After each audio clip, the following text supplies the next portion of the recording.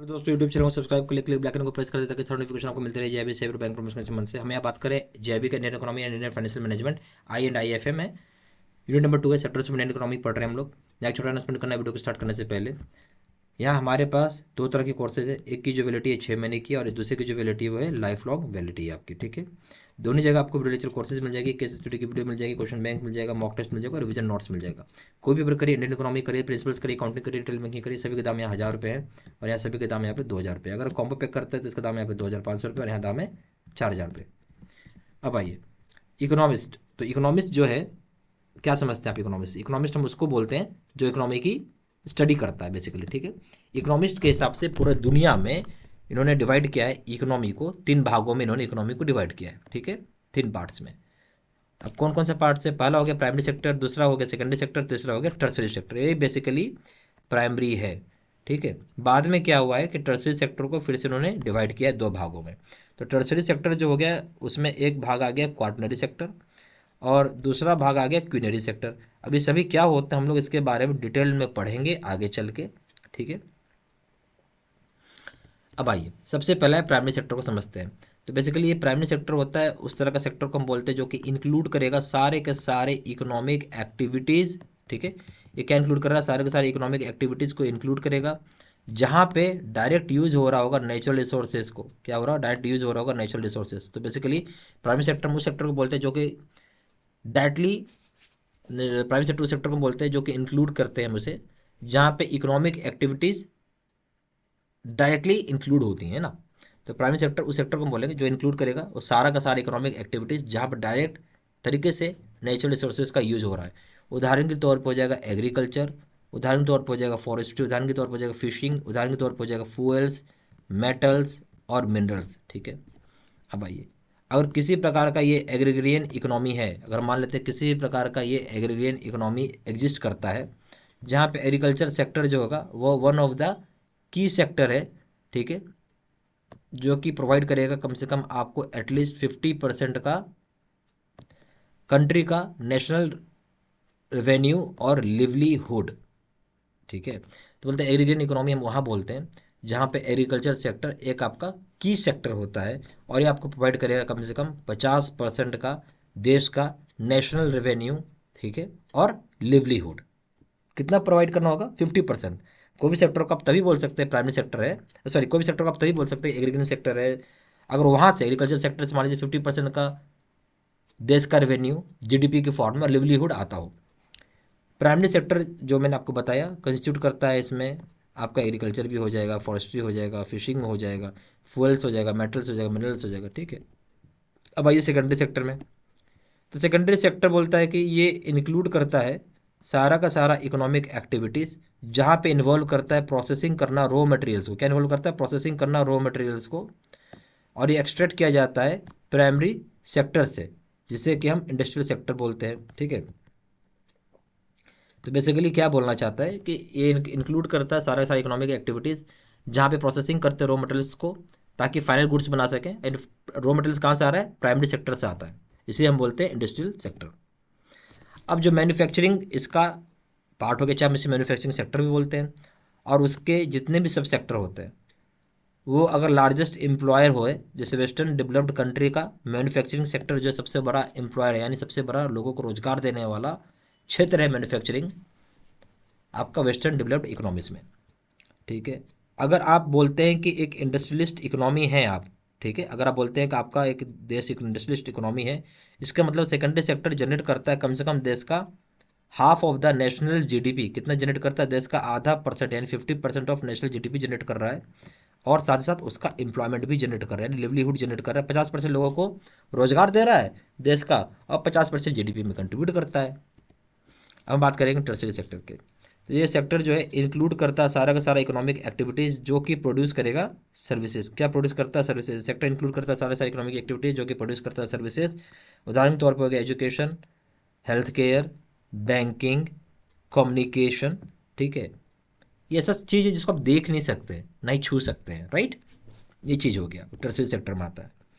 Service based economy आप तभी बोल पाओगे, ठीक है, जब ये सेक्टर अगर जनरेट करता है कम से कम 50% देश का income and national income 50% generate करता है, साथ ही साथ उतने लोगों को 50% लोगों को लिवलीहुड भी देता हो, तो आप बोल सकते हैं सर्विस बेस्ड इकोनॉमी है। ठीक है, इन तीनों ये तीन तरह के मेन सेक्टर होते हैं। उसके बाद बताया गया कि क्वाटरनरी और क्यूनरी सेक्टर भी इंट्रोड्यूस किया गया है। और ये टर्सरी सेक्टर के क्या है, देखिए बहुत ध्यान से सुनिएगा, सब सेक्टर है। ठीक है, हम इसे भी नंबर कर देते हैं, चौथा नंबर ये हो जाएगा और ये पांचवा नंबर है, बट ये है क्या, सब सेक्टर है टर्सरी सेक्टर का, ये ध्यान से सुनिएगा। हम बात कर रहे हैं क्वाटरनरी सेक्टर में, तो इसको हम लोग क्या बोलते हैं, नॉलेज हब भी बोलते हैं या नॉलेज सेक्टर भी बोलते हैं। हम इसे क्या बोलते हैं, नॉलेज सेक्टर के नाम से भी जाना जाता है। ये इंक्लूड करता है एक्टिविटीज़ जैसे कि हो गया टीचिंग, रिसर्च और डेवलपमेंट, इस क्षेत्र का आ गया। और जो सबसे इम्पॉर्टेंट है वो ये होता है, ये क्वाटरनरी सेक्टर आपको हेल्प करता है एसेस करने में कितना आपकी इकोनॉमी मजबूत है ह्यूमन रिसोर्सेज में। क्या आपको हेल्प करता है, कितना इकोनॉमी मजबूत है ह्यूमन रिसोर्सेज में। ये बेसिकली इंटेलेक्चुअल एस्पेक्ट होती है, इकोनॉमी को रिप्रेजेंट करता है। बेसिकली क्या रिप्रेजेंट करता है, देश का कितना इंटेलेक्चुअल एस्पेक्ट है, वो इस क्वाटरनरी सेक्टर आपको रिप्रेजेंट करेगा। ये ग्रुप इंक्लूड करता है, क्या चीज़ इंक्लूड करता है वो हम समझते हैं। जैसे एम्प्लॉयज़ हो गए ऑफिस के अंदर, ये ऑफिस बिल्डिंग्स के अंदर। फिर हो गया आपका एलिमेंट्री स्कूल्स को करेगा, यूनिवर्सिटी क्लासरूम्स को करेगा। फिर हो जाएगा हॉस्पिटल्स को करता है, फिजिशियन ऑफिस को करता है, थिएटर्स को करेगा ये। ठीक है, फिर हो जाएगा अकाउंटेंसी को करेगा, फिर हो जाएगा ब्रोकरेज बिजनेसेस को करेगा। उसके बाद हो जाएगा क्वार्टर क्यूनरी सेक्टर है, ये इंक्लूड करता है एक्टिविटीज़ जहाँ पे आप की चॉइसेस बना सकते हो, जिसमें इंक्लूड करता है highest level of decision makers government में। तो बेसिकली क्या है, की चॉइसेस आप बनाते हैं, अपने हिसाब से चीज़ें बनाते हैं। तो बेसिकली क्या है, इसमें हाईएस्ट लेवल का डिसीजन मेकर है। इसमें क्या हाईएस्ट लेवल का डिसीजन मेकर है सरकारों में, जिसमें इंक्लूड कर लिया गया है ब्यूरोक्रेसी को और प्राइवेट कॉरपोरेट सेक्टर को। ये जो यहाँ पे बोलता है कि जो नंबर ऑफ आदमी जो हैं जो पार्टिसिपेट करते हैं इस सेक्टर में वो बहुत ही छोटे होते हैं। जो नंबर ऑफ आदमी जो पार्टिसिपेट करते हैं सेक्टर बहुत छोटे होते हैं।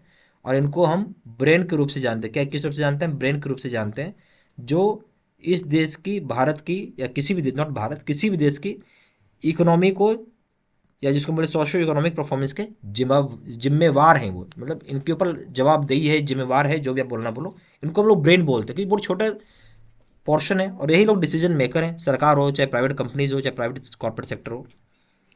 ये इंक्लूड करता है ऑक्यूपेशंस जैसे कि हो गया सीनियर कंपनी एग्जीक्यूटिव्स आ जाएंगे, गवर्नमेंट ऑफिशियल्स आ जाएंगे, रिसर्च साइंटिस्ट आ जाएंगे, फाइनेंशियल एडवाइजर्स आ जाएंगे और लीगल एडवाइजर्स आ जाएंगे आपके। अब हम आएंगे यहाँ पे डिफरेंसेस क्या होंगी डिफरेंट टाइप्स ऑफ सेक्टर्स के बीच में। पहला हो गया प्राइमरी सेक्टर, दूसरा हो गया सेकेंडरी सेक्टर, तीसरा हो जाएगा आपका टर्सरी सेक्टर। तो बोलता है कि प्राइमरी सेक्टर में क्या हो जाएगा, एग्रीकल्चर आ जाएगा, फॉरेस्ट्री आ जाएगा, माइनिंग आ जाएगा, ये सारे उदाहरण हैं प्राइमरी सेक्टर के। जबकि सेकेंडरी सेक्टर में हो जाएगा मैन्युफैक्चरिंग यूनिट्स हो जाएगा, स्मॉल स्केल यूनिट्स हो जाएगा, ये सारे या फिर मेजर इंटरप्राइजेज हो जाएंगे, ग्लोबल ऑर्गेनाइजेशंस हो जाएंगे, ये सारे के सारे आ जाएंगे सेकेंडरी सेक्टर में। टर्सरी में क्या हो जाएगा, वो सेक्टर जो कि इन्वॉल्व करता है बैंकिंग, इंश्योरेंस, कम्युनिकेशन, ये आ जाएगा। प्राइमरी सेक्टर को हम लोग क्या बोलते हैं, एग्रीकल्चर और एसोसिएटेड सर्विसेज हम बोलते हैं। क्या बोलेंगे, एग्रीकल्चर और एसोसिएटेड सर्विसेज के नाम से भी जाना जाता है प्राइमरी सेक्टर। सेकेंडरी सेक्टर को हम क्या बोलेंगे, इंडस्ट्रियल और मैन्युफैक्चरिंग सेक्टर हम इसे बोलते हैं, या फिर आप मैन्युफैक्चरिंग सेक्टर भी बोल सकते हो। जबकि टर्सरी सेक्टर को हम सर्विस सेक्टर के नाम से जानते हैं। प्राइमरी सेक्टर जो होता है बेसिकली ये प्रोवाइड करेगा आपको रॉ मटेरियल, ठीक है, जिसकी मदद से आप प्रोड्यूस कर सकते हैं गुड्स और सर्विसेज। सेकेंडरी सेक्टर काम क्या है, ये रॉ मटेरियल को लेगा और ट्रांसफॉर्म कर देगा एक गुड से दूसरे गुड के फॉर्म में, और उसमें वैल्यू ऐड करना सेकेंडरी सेक्टर का काम हो गया।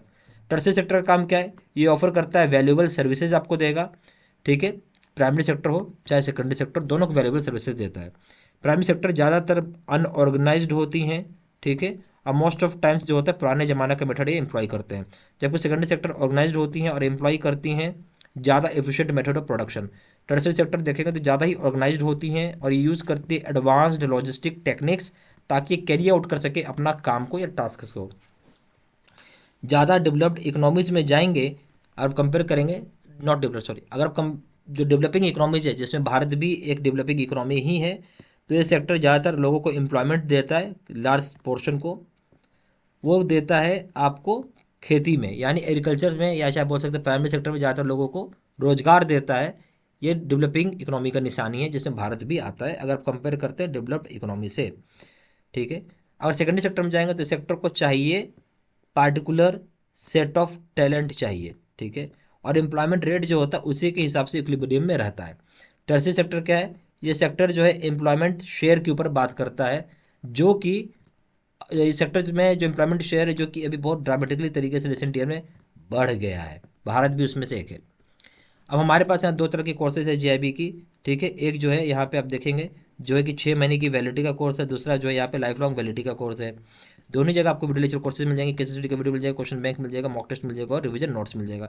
कोई भी पेपर करिए, इंडियन इकोनॉमी हो, प्रिंसिपल से अकाउंटिंग हो, चाहे रिटेल बैंकिंग हो, सभी के दाम यहाँ 1000 रुपये हैं और सभी के दाम यहाँ पे 2000 रुपये हैं।